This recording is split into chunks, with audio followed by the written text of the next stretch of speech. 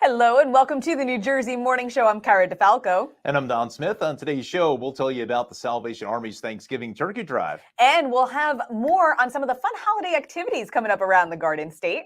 But first, we'll get a look at our forecast. Meteorologist Mike Favetta. Good morning, Mike. Nice to see you. Yes, good morning to you both. Good morning, Don and Cara. We've got a really chilly start to our weekend. Getting started today, we began with clear sky. There was a little bit of a chill setting up earlier this morning, and that chill remains much through this afternoon as highs today will hold in the 50s. Let's get a look outside. Some actual air temperatures for you this morning. 37 degrees way up there in Sussex County, even over toward Essex County. Right there by Essex Fells and Caldwell, 39 for you. Have it over toward Long Branch, Middletown, Freehold, 39 and 40 degrees. And then you see right there behind these numbers, there's a little pop of green over toward Hudson County. That is a freeze watch. So some very cold weather expected here across New Jersey as we go into later on tonight. Now, regarding our weather for today, anticipate a nice cool start with those temperatures holding in the 30s, but we eventually climb to 46 degrees. That is well below average. We should be hitting the mid-50s this time of year. So throughout this afternoon, anticipate a mix of clouds and sun, partly cloudy skies we'll call it, as highs go to 45 in Belmar, the warm spot 46 degrees in Cape May. I'm not sure you'll find many people spending much time outside along the boardwalk today. We'll give you all the details on what you can expect ahead for this weekend as we get ready for Thanksgiving week. That's coming up with a look of your weekend outlook. Cara, Don, that's in a few minutes. All right, Mike, thanks so much. Yeah, thank you, Mike. So, Cara, Governor Murphy has signed a law into a new measure, signed a law into a new measure that would require large event venues like stadiums and theaters to draft plans to deal with the threat of gun violence. Yeah, the governor says the new law will help first responders better handle any public safety threat. The venues will be required to annually submit a plan to the town's chief of police. It applies to any stadium that can fit over 5,000 people, any movie theater that fits over 1,000, and any church that seats more than 500. I feel like this makes sense. It totally makes sense. I'm surprised it wasn't something that was done already. Exactly. Years ago, like let's say around 2000, I think it was. So I was doing some work in Cranford at the TV station there and with the police department. And we actually did, they had drills inside the schools, but they actually were planning on back then it was a CD-ROM or whatever that had the actual. Yeah, you're really dating yourself. I know, right? Floppy disks next. But it had the plans of the school. Yeah. So the police could see what the actual school looked like and what each room had, whether it was, a chemistry lab, that kind of thing, like cooking area and stuff like that. But I mean, it's a shame. It's a shame that we need it. I know. But we need it, and so it's smart to do. Right. Exactly. Better be prepared than not prepared at all. Absolutely.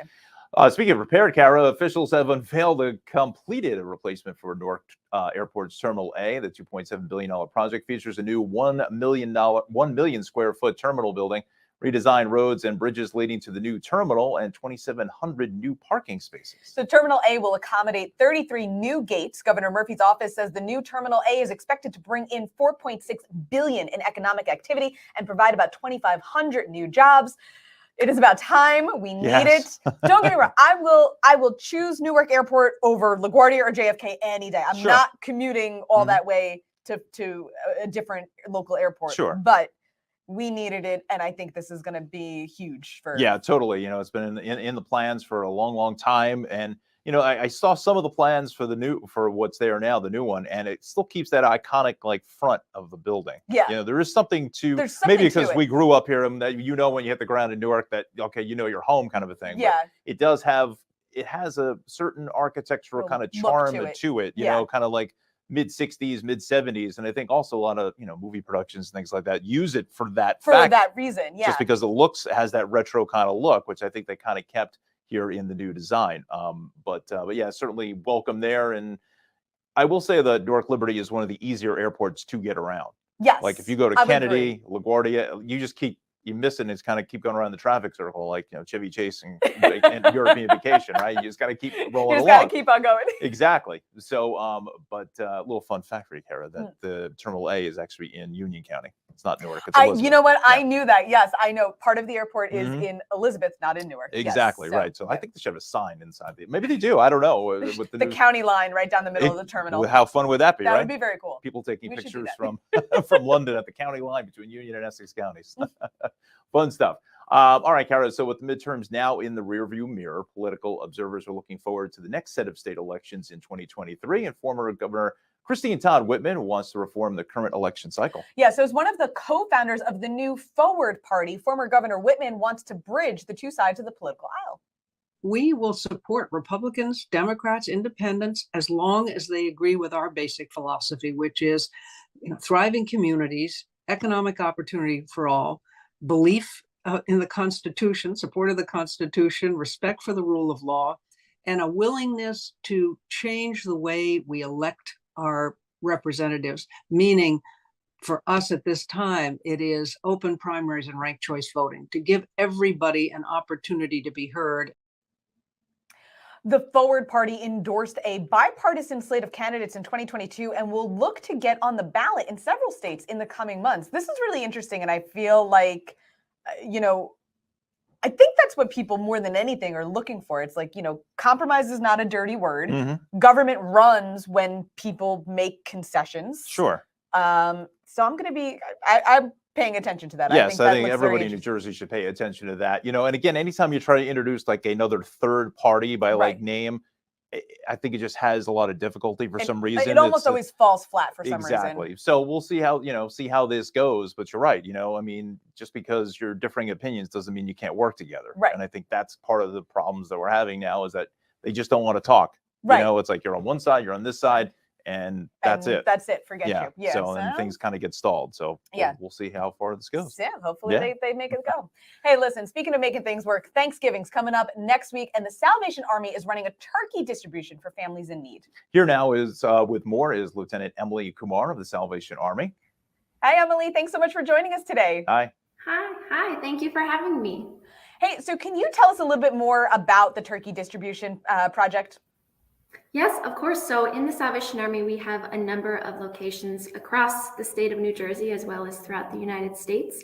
But with each location, we have different Thanksgiving efforts. And for us here in Kearney, we have a distribution that'll actually be happening next week where we have families from the community come in. We give them not only turkeys, chickens, but also non-perishable foods for their holiday season.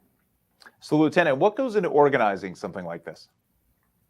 A lot. It's crazy. It takes a lot of time and dedication and wonderful partners. But thankfully in the Salvation Army, we have the privilege to work with a number of hardworking partners. For us here in Kearney, we work with the Community Food Bank of New Jersey, as well as a few other locations within our specific community. But it just takes that united effort to try and meet the needs of our community, and then allowing folks to come into our doors and to just have those conversations and develop those relationships. But as much as work as it is, it's a wonderful opportunity that we have. And then, Lieutenant, how does this fit into Salvation Army's kind of overall planning for the holiday season? I mean, we all know the red buckets and the bells outside of the grocery stores and all those other things. So what part does this play in all of that? Yes, so this is actually, it's just one piece of the ginormous puzzle that is what we try to do here at the Salvation Army. So in general, we want to meet the needs, both physical and spiritual and mental and all of those things of those within our community. So during Thanksgiving, being able to provide a meal for a family is huge. And then obviously with our extended campaign through the rest of the holiday season, you'll see those buckets out there that help us raise funds to sustain the work that we do throughout the year. And then you'll also see another program that we do known as Angel Tree, where we get to provide children with toys under their Christmas tree for Christmas morning. And as you said, Lieutenant, it's a big undertaking. So where can people find out more on how to volunteer? Yes, people can go straight to our website, salvationarmynj.org. There are a number of opportunities to help, whether that's volunteering your time or a monetary donation, or even just supporting from afar as you're sharing social media posts, whatever it is. But again, that's salvationarmynj.org. Lieutenant Emily Kumar, thank you so much for joining us this morning. We appreciate it. Salvation Army, one of my favorite charities, by the way. I just think you guys do tremendous work and make it easy to donate and participate. So thank you for your time today. Thank you. Thank you for having us. Thank you.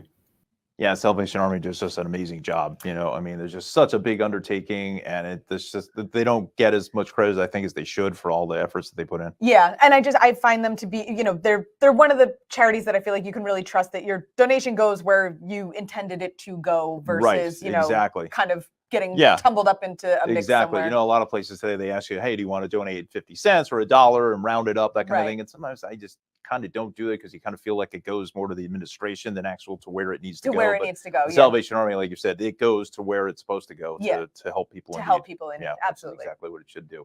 Up next, we'll tell you about the Allura show, another one of the exciting shows you can see right here on New Jersey. And we'll give you the latest data on how much plastic the paper bag requirement has saved after 6 months. Don't forget, you can find us over on social media. Search for @NJ Morning Show on Facebook, Instagram, or Twitter. Click follow. 2020 felt like a dark tunnel, and while 2020 is over, the impact is not. The pandemic affected both our physical and mental health. We started the Cody Fund for Mental Health to change lives, so we want you to know about NJ211. It's a referral service for anyone in crisis, even children. I am living proof that there's light at the end of the tunnel. And it's not a train, it's help. It's NJ211. Right now, New Jersey's youth are dealing with a lot. Growing up today, it's easy to feel overwhelmed, but you're not alone. If you're worried about someone, reach out and point them to help if they need it. The New Jersey Department of Children and Families offers support to children and youth in crisis. Help is available by phone or text whenever you need it. Be there for a friend, and know where to turn for help. Suicide should never be the answer. Growing up can be hard. Getting help shouldn't be.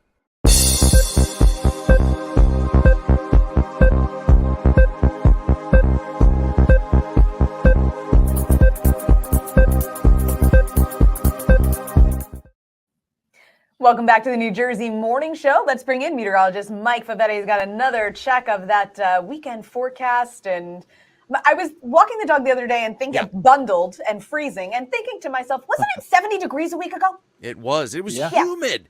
It was Yeah. 70 Yeah, it was. and humid. Just goes to show breaking records on all accounts for warmth. In both directions, right? Yeah, not so much the cold. And even parts of New Jersey had snow this week. I Over heard. an inch of snow in Wantage, New Jersey. Michael, up this is there in Sussex. unacceptable. You need to make this, it needs to level out. Acceptable. Wow. Take care of I this. mean, it gets you in the spirit for a holiday cocktail, right? Something to warm you up. Yes, Exactly. we're Isn't gonna it need that time of year where we have the mixologists on the show? Love those segments. Yes. So those are always fun. Something to keep you warm because, yes, it will stay cold throughout this week and even today, feeling chilly with temperatures in the 40s.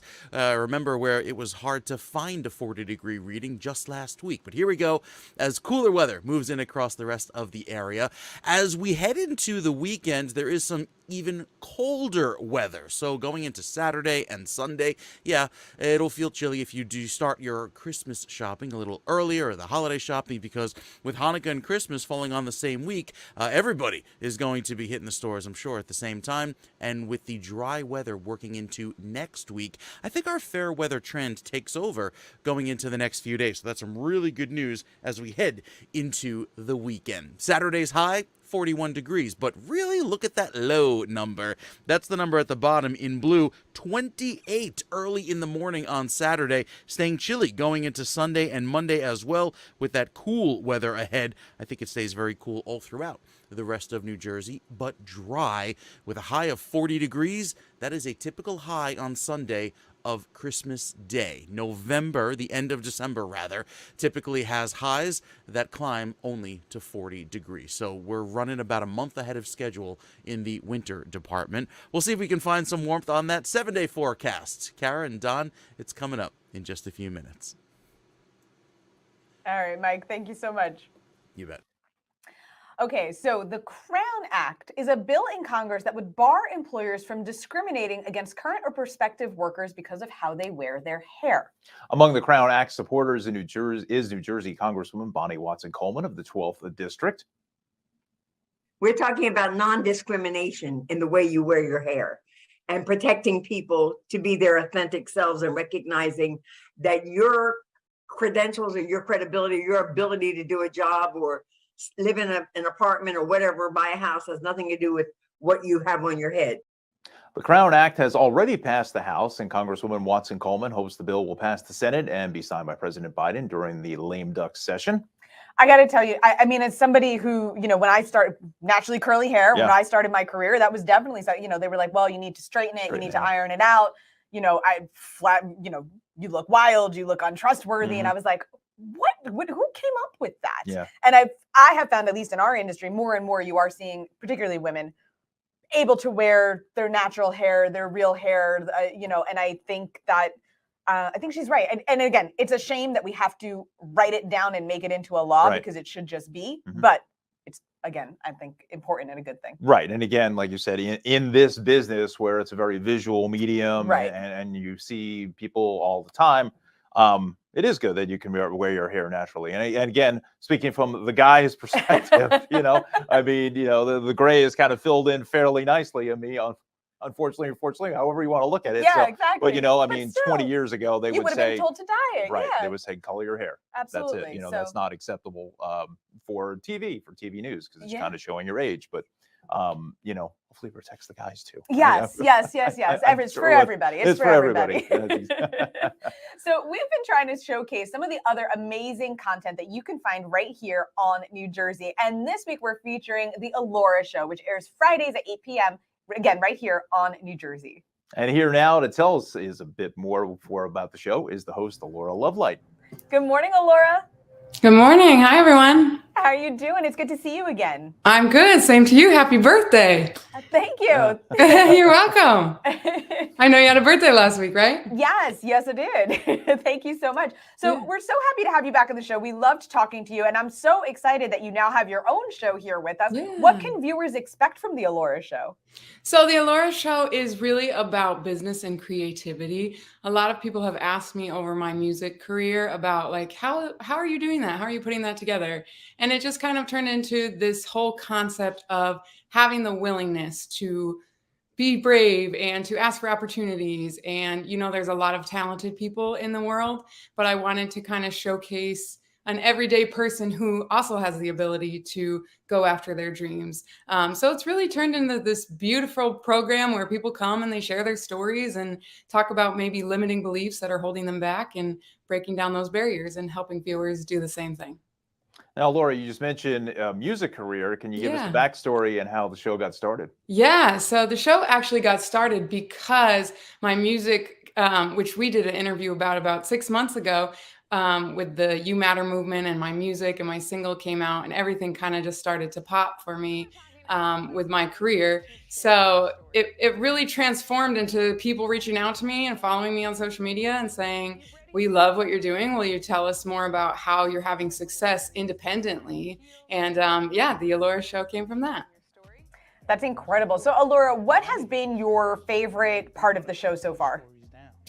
Speaking to the guests, I always think, like I sit down to write an episode and I always think, oh, this is going to be so great. And then of course, I'm the person who learns so much, and it challenges me and it challenges my team of people. And so we always talk about how if we're learning from it and we're, being affected by it emotionally, definitely viewers are feeling the same way. So it's been fun. It's like, we just did a veterans episode, as you can see, and the veterans came and they were so willing to share their story and talk about, why it's so important. That episode particularly is called The Willingness to Share Your Story. And it's cool. I'm one person, and so I can tell my story, but, it's nice to give people a platform to tell their own story. Yeah, and talking to those veterans, Allura, is, I think really important to get their story. And a lot of veterans don't really talk much about their service and their time in the service. Yeah. Can you give us a little preview about your next episode? Sure. So we just finished filming at Rainbow Mountain in Pennsylvania. We did an episode to highlight the LGBT community. It's called The Willingness to Be True to Yourself, which was really, really cool. I think you guys will really enjoy the stories that they came and they shared about how important it is to be true to yourself and what that takes.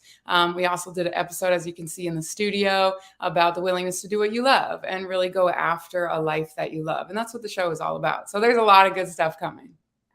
Allura, all of that sounds amazing. And I definitely feel that, particularly the LGBTQ community, shows, so much bravery and vulnerability, as you were saying, to be your authentic self, because it really is, something that's so, it's hard to do for anybody, and especially, if you're a somewhat marginalized community. So that's incredible that you're putting this spotlight on all these different communities, the veterans, everybody. That's it's really interesting, and I'm excited to see the show. Thank you. Yeah, like I said, when I was presented the opportunity, like, hey, do you want a TV show? And I was like, sure.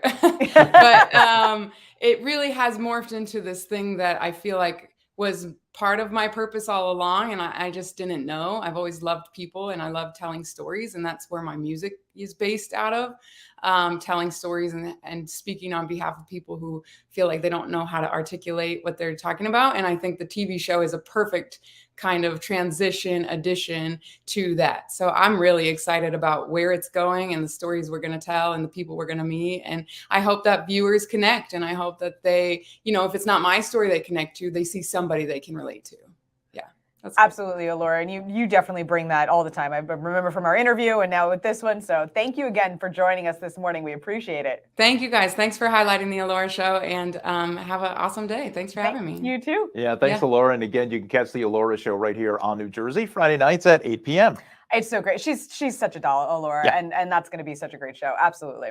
So, listen, we've been talking about this all the time on this show. It's been 6 months since New Jersey's plastic bag ban went into effect, and new data shows it's actually helped cut down the garbage. The New Jersey Food Council found in a 160 stores survey that the ban has limited the use of 1.1 million plastic bags a month. That's a lot of bags. Yeah. Cutting down on a major source of plastic pollution. It's also helped cut costs, with more saving $5 million in monthly expenses.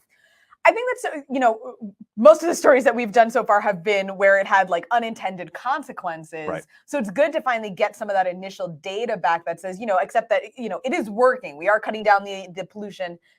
It is a savings to the stores, which is good, because hopefully they're passing that. Well, and especially with inflation right now, Sure. It's like, hopefully there's a little bit of a balance there somewhere. Right. But at times I do still miss the plastic bags. Sometimes you're going for it, and and then all of a sudden the trunk has so many of these, the renewable. I have them everywhere. They're all over my head. The reusable ones. Exactly. They're like at both entrances, in the laundry room. So when I'm washing them, they're in the trunk of the car. Exactly. I just have them stashed. But I always forget it, though, because I end up getting into the store and I'm like, well, I don't feel like going back out into to the car and get it. So it's like you're carrying like 2 pineapples under your arm, and then you're trying to get a thing of iced tea, and then you got to get toilet paper. It's like it just doesn't work. So you got to go back 3 different times in order to go back out to the car to get the bags.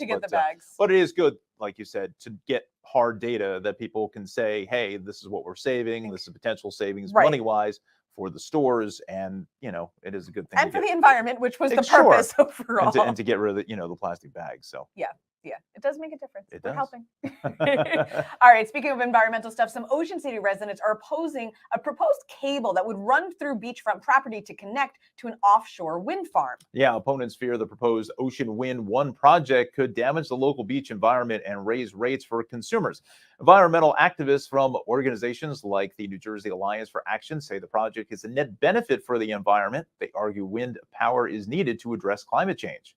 I feel like this is one of those things that, like the plastic bag ban, we're always kind of going to be tackling. It's like, there's always kind of like this initial damage or something, but is it long-term, and what are the long-term benefits of allowing it? And, is it worth it?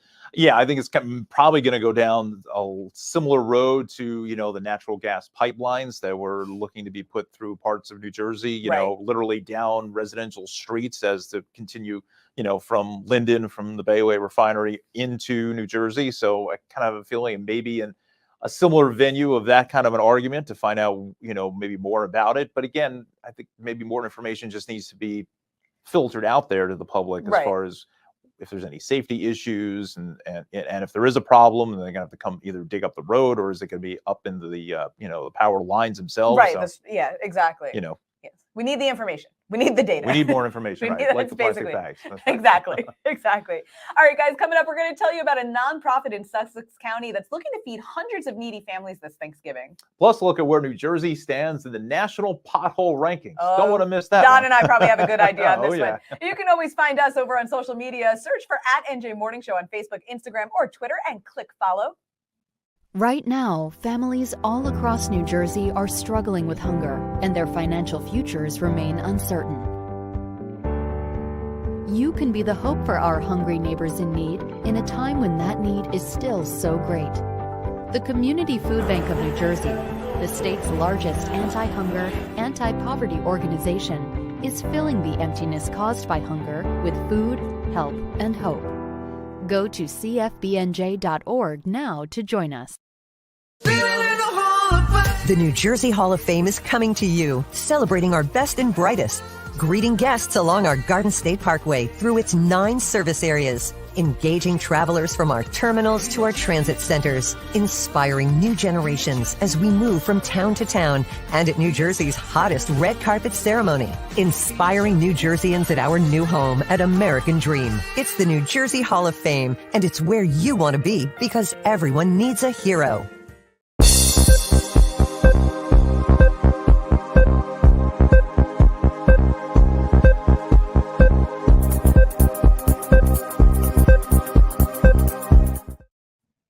Welcome back to the New Jersey Morning Show. Let's bring in meteorologist Mike Favetta with a look at that 7-day forecast for us. And we were just talking in the last hit about how the last 7 days have been, 180 degrees. Are we going for another loop?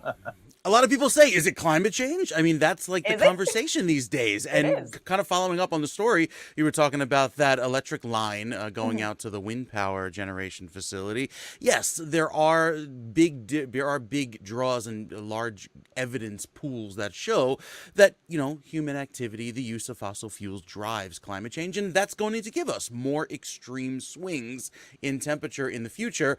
It's odd to break records and have it be 76 degrees and humid 2 weeks before Thanksgiving. Yeah. And so we'll probably see more of that coming up this winter. We have a little short-term view, though, because all of the climate stuff is next week's show. So tune in for our Thanksgiving show, and we have a lot on how it relates to our Thanksgiving, some Thanksgiving extremes, where Thanksgiving weather is headed, all of that for next week. So be sure to tune in then. Regarding our next few days, we've got a cool down ahead. And after so much warmth last week, look at how cool it gets in the next few days. We actually stay below average, not just in New Jersey, but for much of the Northeast. So if you say, okay, it's a balancing act, right? We had so much warm weather last week. This week it's below average.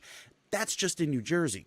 In some parts of the country and in some parts of the world, it is persistently warm and persistently dry, like that big mega drought you've been hearing about out west. They've been above average and will stay that way for the next 2 weeks. So a little bit of a flip if you consider that going into the next few weeks. We have a little bit of a cooler period. Some parts of the country, not necessarily the case.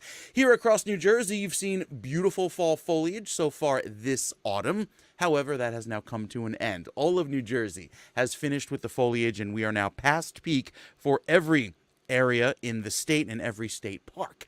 So going forward into the rest of today, as our highs climb to 46 degrees, it'll feel quite cool.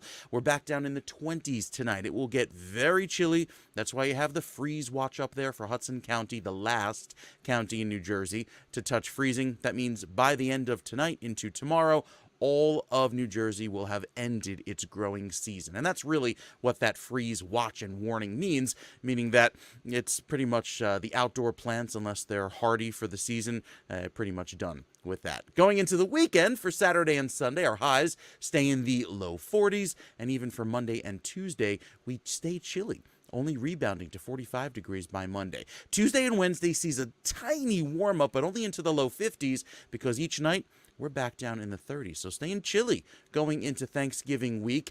As we head into next week, obviously the holiday shopping going to be a very big deal. With the holidays around the corner, we've got some really great weather ahead with the holidays on the way, allowing for plenty of clear weather. We've got those details coming up and what you can expect with the holiday shopping forecast, especially as we head into next week. And for some reason, my camera is freaking out right now. My camera is on Thanksgiving break a few days early, so we'll get to that part of the forecast just a bit and see if I can get the Nikon back. But in that case, we've got the holiday shopping forecast coming up for you. Cara and Don, maybe it's going to be a new camera for Christmas. There you go. There you go, Mike. There you go. We'll put it on the list. I'm sure you've been well behaved enough. It is just amazing. Like you said, this weekend was 75. It was at the Jersey Shore or the outlets, and no coat, nothing, and then it's into the 40s. I think that's kind of where people kind of get sick when it goes from 75 to 40 so quick. Yeah, if we in kind under of a week. kind of stabilize, 40s and 50s, that's fine. Right, like like gradual. No, that's we do this here. Exactly. But it's definitely, warmer from, again, I always remember as a kid, getting close to Thanksgiving, going to school, walking to school. It felt like you're in a coat from now until like May, you know, and now it seems like kind of moderates a little bit. Dare I say, like maybe in North Carolina kind of climate slowly working its way north, you know? Yeah, definitely. And Mike is the best person. I can't wait for next week. When Mike does his science lessons, I love it. Oh, it's like Such Mr. Wizard. Yeah. I know. Absolutely love it. Something else that is beautiful about New Jersey, the New Jersey Ballet Company is opening up its season this Saturday night with a show called New Direction, which is coming to the Mayo Performing Arts Center in Morristown. And here to talk more about it is creative director Maria Karosky. Thank you so much for joining us today. Thank you so much for having us. So, Maria, what are you looking forward to about this performance? Well, it's titled New Direction, which is really exciting because it is a whole new direction for New Jersey Ballet. We have a really exciting program plan. We start with Hallelujah Junction, which is a ballet choreographed by my former artistic director, Peter Martins, full of exciting, vibrant energy. We have a world premiere by New York City Ballet principal dancer Harrison Ball with costumes by fashion designer Zach Posen, which is really exciting. And then we close with Who Cares, which is the music by George Gershwin. And I think it's a great program for us to start in this new direction because I feel like it's going to bring in a whole new audience. I think it's going to show the community how excited we are to be at the Mayo Performing Arts Center as their resident ballet company, and we're just really looking forward to it. Great. So can you tell us what went into preparing this show? Well, I think, I came into the company about a year ago and just trying to really understand, what does the community want in New Jersey? We want to give them exciting performances. I want to give them world-class dancers.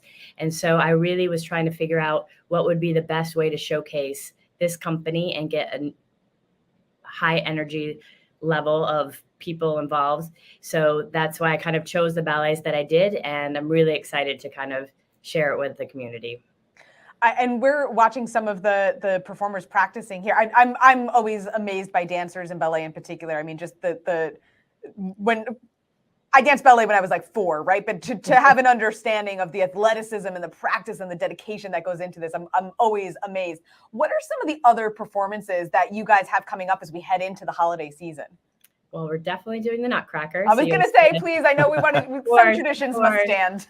Yeah, we'll be performing the Nutcracker at Bergen Pack. And we have, we're also performing it down at the Lavoie Theater in Millville. And then we have I think about 14 performances at the Mayo Performing Arts Center starting December 16th. So it's a full, December is full of Nutcracker performances, but we're also very excited about that. And then going into the new year, we're doing the Sleeping Beauty and another rep program as well. So we have some exciting things ahead and we're all really looking forward to it. So with all this excitement, where can people go to buy tickets and find out more about the ballet? Well, Mayo Performing Arts Center, if you go mayoarts.org, you can find more information on getting tickets. And I hope that everyone will come out and see the company.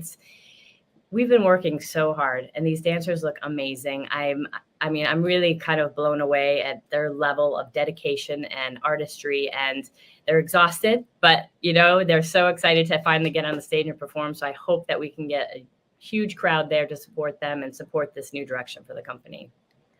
Maria Karosky, it sounds amazing. It looks beautiful, even just from the practice video. I can't wait to see it. Definitely something to check out again. Thanks so much for coming on the show today. Thank you so much. Okay, now I have a confession to make. Yes, confession. I've been to a performance of the Nutcracker as a small child on a field trip, but I have never as an adult been to the ballet. I've never been to the ballet as an adult. I think as a kid, or maybe at like the Paper Mill or something. Yeah, I was going to say, I'm thinking the Paper Mill Playhouse. Yeah, may have been the Nutcracker, but it's amazing. Like you said, the athleticism. People just don't realize how athletic ballet dancers have to be, and I always wonder how they stand on their toe when they do the point. Oh my! I don't know if is there something in the shoe that makes it wood. Flat? It's a piece of wood. Piece of wood. If you've ever seen a dancer's, they're terrible. They break their toes all the time. Yeah, and I stuff, can right? imagine that. It's Sure. awful. But that's why I'm like, oh my goodness, just to watch them do it. And they're graceful and they're peaceful and they're so slight. It's incredible to watch. It's just the gracefulness and just being able to come across the dance floor from somebody who couldn't even find the dance floor, let alone try to do any kind of ballet. It is just amazing to see that. But again, more importantly, I think, do we have any footage of the Cara de Falco ballet? Oh, anywhere? Somewhere there is a Break that out from VHS. VHS. Okay, I was Yeah, thinking I was thinking Hi-8 or something. No, Okay. no, you're not that much older than me, my friend. Don't worry about it. But I think we need to see that. Yeah, I'll have to bust it out for you. We'll see what I can find. Exactly. But Cara, we've been seeing these lanternflies, all summer. I mean, they're just all over. They just do not leave. So spotted lanternflies with the weather turning cooler, as Mike said. Officials are now asking people to get ahead of the problem by targeting the egg masses. Yeah, so spotted lanternflies hatch in late April and early May. So Secretary of Agriculture Doug Fisher says targeting the masses now can help reduce the burden next spring by scraping them off the trees. State and federal agricultural staff have already scraped nearly 340,000 egg masses since October. So these are some of the pictures and videos of what they look like and what to look for.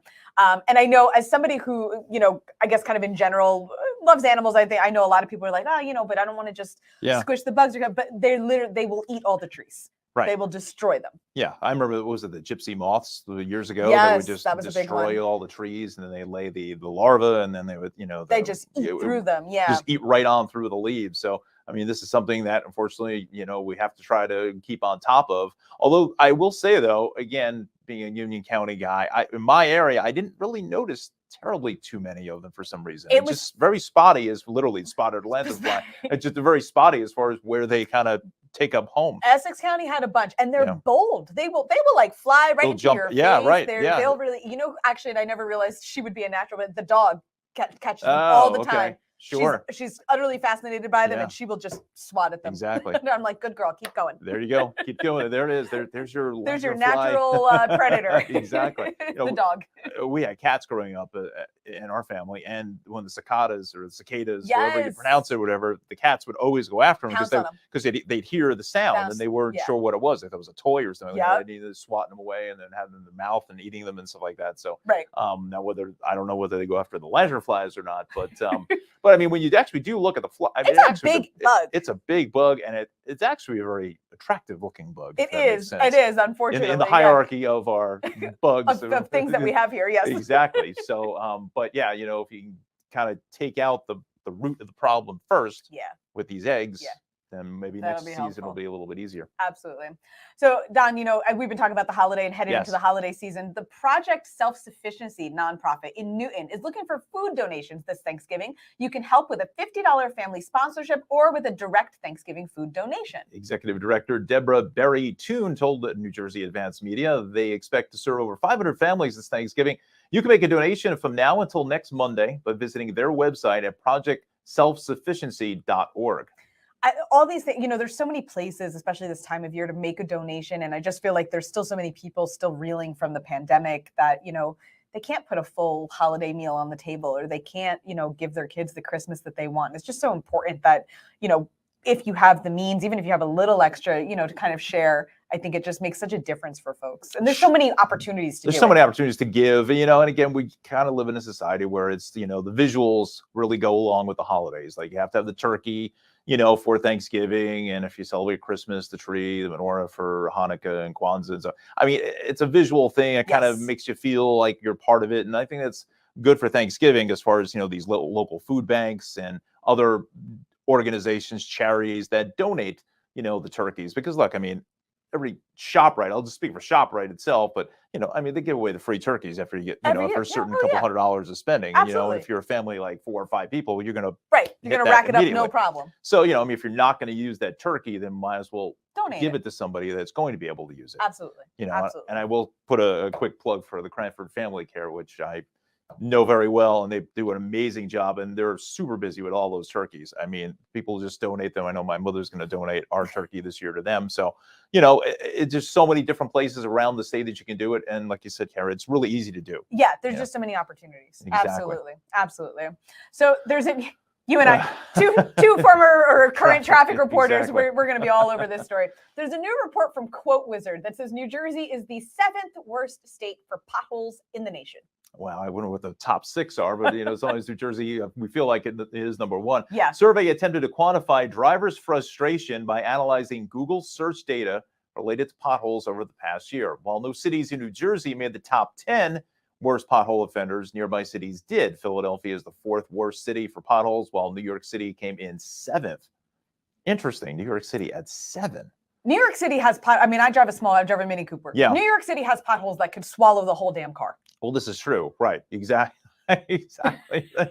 You're probably right on that. And then probably have room maybe for a second one, a second Mini Cooper. I'm not sure. I mean, they're massive. But New Jersey, and the routes into the city. I can't tell you how many times I have hit something like on my way into the Holland or the Lincoln. Yeah. I'm like, please don't break the tire. Exactly. Well, that's you don't want to break the tire, break the axle. Yeah. And again, maybe the George is probably the exception. At least we're just talking Hudson River crossings. Obviously, you've got the Holland with the Skyway, you've got the Bay Extension. They're all elevated roadways. Yeah. So you also have the 495 viaduct that gets you out to Kennedy Boulevard into the tube, the helix there. It's all elevated. It's all that cold air continuously filters underneath, and it gets it from both sides. Right. Where a non-elevated roadway really is only the top portion surface of it. So you can't really win. They're so beat up. But even there's some doozies throughout the state though too. Sure, no question about. Oh wait, here's Mike. Mike's got one for us. Oh, you said the magic word, potholes. Yeah. Oh no. Okay. Stephanie and I drive a Jeep and another SUV. Okay. And yet, still, with those giant tires, I know you drive a Mini Cooper and it tends to be a little smaller, low to the ground. Mm-hmm. With the giant tires of an SUV and a Jeep driving through New Jersey and New York, still get flat tires from giant potholes. And while we had a really bad pothole season back in the spring, the fall will be pretty bad too because of that freeze-thaw cycle. Like you were mentioning, Don, it's all about the weather. Right.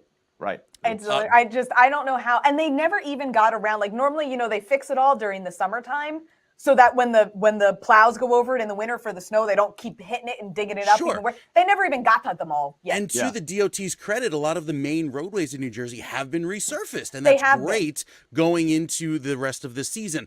But you can't pave every single road in New Jersey, and a lot of those side roads are really bad going into the winter. Side roads are bad. County roads are in bad shape in a lot of places throughout the state, and again, being the Union County guy, done a fairly decent job in some of the county roads where I am, but still there's a lot that goes on. And even some of the, potholes are kind of man-made too. You come up on a lot of these big construction projects with all these apartment complexes, whatever, they connect the water lines into the road, and then they kind of just put a little bit of asphalt down there. Yeah. We're not going to worry about that. Right. Like when they were replacing a lot of the gas mains in Morris County a few years ago. Let's just put a little asphalt and then wait for it to settle naturally. So we'll make everybody, have exactly. to drive over. Yeah. So now there's just a whole and I feel like they always do that immediately after the town just paved the road. So it's like a freshly paved road, and then they dig it up. That's part of the contract, exactly I think. The case. Exactly.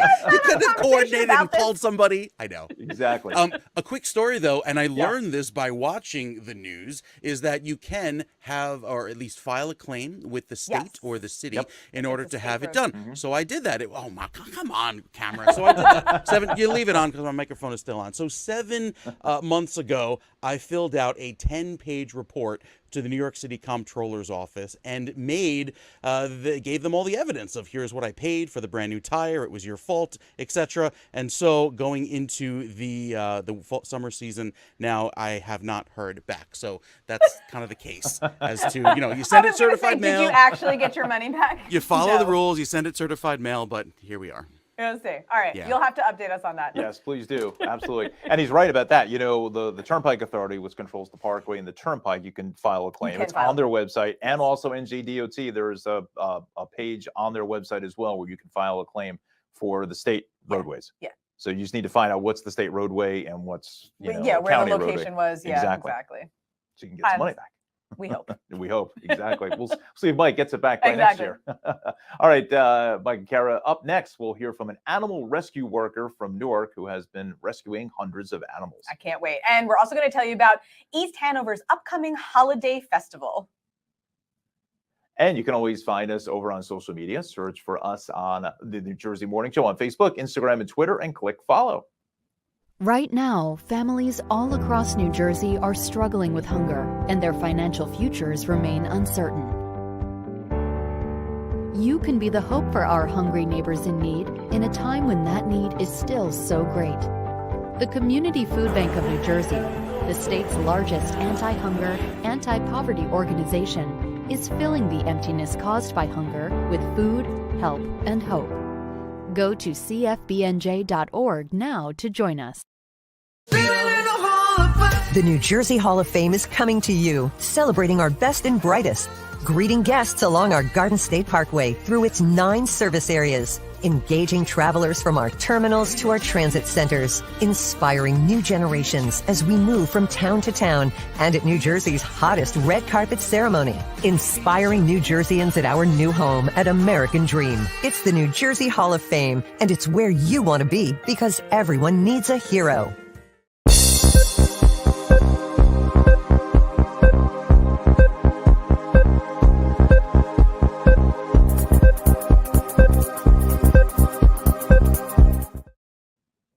Welcome back to the New Jersey Morning Show. Let's make sure meteorologist Mike Favetta's camera is working once again. I believe it is.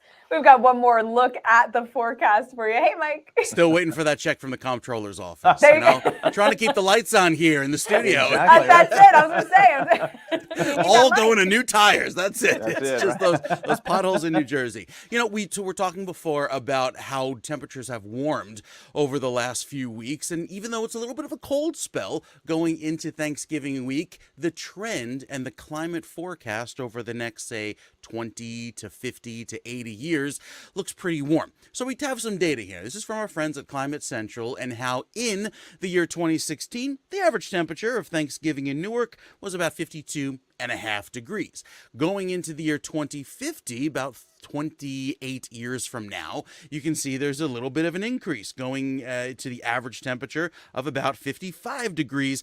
How about the year 2100 in Newark? Way down the road when our, grandchildren, maybe grandchildren will be celebrating Thanksgiving. That expected to get really warm, and it likely will be near 60 degrees for an average Thanksgiving temperature. Now, we know there's variations from year to year, but even going forward in time, you know that there's going to be a lot more heat available simply due to more carbon dioxide in the atmosphere, and that is all a process of just human activity. Now we look at Atlantic City. So we took a look at Newark up in northern New Jersey. Atlantic City is warmer still because you have a warmer influence from the Atlantic Ocean. So with warmer oceans and delaying the heating of the summertime into the late fall, typically it'll obviously last a little bit, that heat will last a little bit longer, making the Thanksgiving of the year 2100, about 78 years from now, much warmer, well over 60 degrees, probably 61 or 62 degrees. So warmer Thanksgiving's on the way. So think, appropriately down the road of what you may plan. And the way you can prepare, people always say, what can I do? I'm just one person. What can I do to help these bad emissions, to reduce our carbon footprint? Well, it all starts with food waste. It is one of the largest greenhouse gas emitters because 30 to 40% of food that is either purchased or produced is wasted. And that either is it's not eaten as a leftover or it's not made in the first place and it goes right to a landfill. It's a lot of money and it rots in the landfill, creating those very potent greenhouse gases, which contribute to climate change. So reducing food waste is very important, and that's good news going into this weekend, as I'm sure the supermarkets and the stores will be filled with people purchasing all of those groceries and making those plans for Thanksgiving dinner. Want to get ahead to the holiday shopping forecast because Christmas Day is less than 40 days away.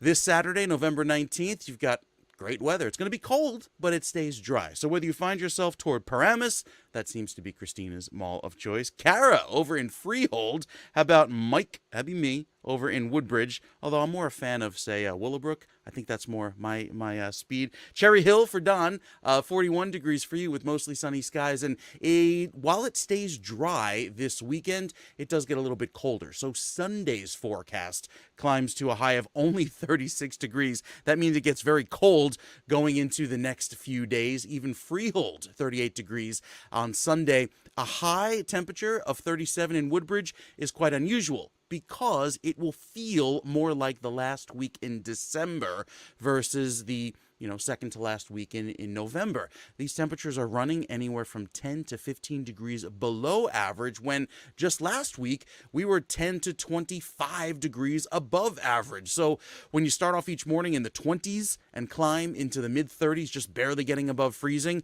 this is in the shade. So obviously you stand on the sunny side of the street in Cherry Hill, Don's Mall there over in South Jersey, 37 degrees. Yeah, it'll feel quite cool. Can't exactly find any warmth coming up until we get to Thanksgiving week. So later on in the week, I think there's going to be some pleasant weather with milder forecasts ahead, especially going into Monday and Tuesday. Notice how we jump from the mid 40s into the low 50s, even Wednesday, 52 degrees as a high. So it starts off below freezing each morning going through this weekend, and then finally climbs back to the above freezing mark once we get into Thanksgiving. If you're wondering how the parade is looking, because it's a very big question, obviously folks here in New Jersey love going to the balloon testing that happens here in New Jersey, and then of course across the Hudson for the big parade. Weather looks pretty good. I think we have a good shot of decent weather for Thanksgiving morning, especially with those light winds, because that's always a concern. So as you're making your plans and maybe getting ready, I'm usually sipping cocktails on Thanksgiving morning as I'm preparing Thanksgiving dinner. Of course, with the parade on the background, weather looks good. Chilly, of course, but I think we'll see dry conditions. So that's some great news for the Thanksgiving holiday. On next week's show for Thanksgiving Day, we've got the Thanksgiving extremes that New Jersey has seen. The hottest temperature, the coldest temperature, the wettest, and yes, dare I say, even the snowiest on Thanksgiving Day over the last century. So I've got that fun facts for you going into next week's show. So be sure to tune in for that. So Cara and Don, have any plans for Thanksgiving, for the holiday itself? I mean, of course, but actually, Mike, before we even get into that, I want to go back to, because I loved that you touched on food waste, because as the resident chef here on the morning show, there's so many things folks can do to spare that. So all your veggie scraps go in a Ziploc baggie in the freezer. You can make veggie stock with it. True. Same thing with all of your giblets or cutaways from your turkey, chicken, whatever you're going to be. Just toss it in the freezer. If keep it separate if it's raw or cooked. But then when you're ready to make stock, put everything on a sheet pan in the oven at like 450, roast the heck out of it until it's nice and brown, and then throw it in a pot with water. It makes the best chicken stock, turkey stock, whatever that you've ever had. Yeah, you can absolutely do that. And you can also take an old garbage can. I make my own compost as well for the garden in the spring. Yep. Just drill holes in the bottom of it so some of the fluids come out. So even if you have, because I'm guilty of it all the time, I cook so much food for all the other work that I do. Eventually it just, I don't get to all of it. So, but anything that I can goes in the composter. Yeah, the compost is an interesting thing. Growing up, our neighbor next door, I mean, she lived to 91, 92, didn't have a gray hair on her head or whatever, but she was way ahead of all this. She had a compost. She would grow everything herself. And she wouldn't go to the store as far as vegetables were concerned. She grew everything. She ate everything out of her garden. Wow. Amazing. That's I mean, great. I'm going back into, she was there since 1940 and stuff like that. So, it was pretty amazing that she was that advanced. That's how you grew up in the Garden State. You think they That's went to true. the Mega Mart That's down right. the block? Let me tell you what. My dad was born and raised in Jersey City. My pop had a patch of grass in the back of a brownstone that was this big. The man could grow tomatoes, cucumbers. I mean, everything came out of this little 4x4 patch of ground. Oh my God. And it's a nice lesson in carbon sequestration, because that is kind of, the science of what you're doing with composting. Yeah. You're taking the carbon from where it would have gone back into the atmosphere and putting it back in the ground where it belongs. You're basically doing the life cycle of a tree. So great job. I'll tell you what, it makes the best tomatoes. Very nice. Yes, it does. Makes it all the more flavorful. So that's really exciting. Actually, Mike, I got a question for you. That data was kind of really telling there from 2016 to 2100. How far back does that data go? I'm just kind of thinking, when Earth Day, the whole beginning of that movement back in 1970 got started. Sure. How much of an impact that has made, making it more aware of being environmentally friendly. Yeah, sure. Pam, if you want to put up the graphic again, I loaded it up for you to kind of show what it looks like. Going back to the 1970s is a good baseline, because there's the 30-year period, and that's typically what we consider the climate normal and the climate record. The emissions go all the way back to the 1850s, and that's Wow. where we see a little bit of a spike. And it was some, and this is kind of going back to day one of my Kane Intro to Meteorology lecture over in Kane University. So I've done it a few times. That's why I can rattle it off quickly. Love Professor Mike. I know. Where's Laura? Laura loves this stuff. She's like goes to school. It's all about going back to the start of the Industrial Revolution, where there was a large spike in emissions due to the burning of coal, because coal was the energy source of choice back in the day, but it is a very carbon intensive fossil fuel that releases a lot of carbon dioxide into the atmosphere. And so that's where a lot of the jump is seen globally in carbon emissions. So that's where, kind of before the 1850s, there was this period of the last 8,500 to 10,000 years where the emissions were just kind of the same. The carbon dioxide level in the atmosphere was pretty consistent because it changes with ice ages. That's why it goes back about 10,000 years. And then we see this big jump, almost increasing that by about 25 to 30% in the last 150 years. So that's how far back the data goes. Industrial Revolution, 1850 or so. Man, that's crazy. But again, Mike, I love that you put in the food, because when you're right, but people look at something like that and it becomes overwhelming, and you're like, there's nothing I could do. Your dinner plate is where you have the most power over climate change. I can't emphasize that enough for folks. Precisely. All right, Mikey. Thank you so much, my Good friend. stuff, Mike. We will talk to you next week. Enjoy the rest of your weekend. You too. Happy shopping. Thank you. So guys, before we wrap things up today, we just want to let you know about there's a new festival coming to East Hanover this season. It's the first ever East Hanover Holiday Festival. It's going to be held on Sunday, December 4th, and there's going to be no shortage of attractions. This year, the committee took it upon themselves to expand it into this so-called festival, and it's really taken off. We're getting some positive response from the property owners, the public. There's going to be the high school band, the dance school, ice skating, a train ride, food trucks, all kinds of activities. The festival will be held in front of the East Hanover Town Hall, where the Christmas tree will be lit. Among all the excitement, Santa Claus will also be making an appearance. And yes, I need to remember to read the prompter. So from somebody who goes ad-libbed his entire career, I got to remember to read. It's tough. Yeah, I was going to say same thing. Yeah, Yeah. It's tough to get used to. Exactly. And East Hanover does a great job. I mean, they have so many events. They have East so many Hanover. events, and I just feel like they really do such a great job making them family friendly and making them all inclusive as well. So that's I love it's a holiday festival. So regardless of your belief system, if any, you can still come and enjoy the lights and the food and the atmosphere. Exactly. Which- The hot chocolate and the cookies and Yes. what have you, and just be. Oh, hot chocolate. I'm due for hot chocolate. I know, right?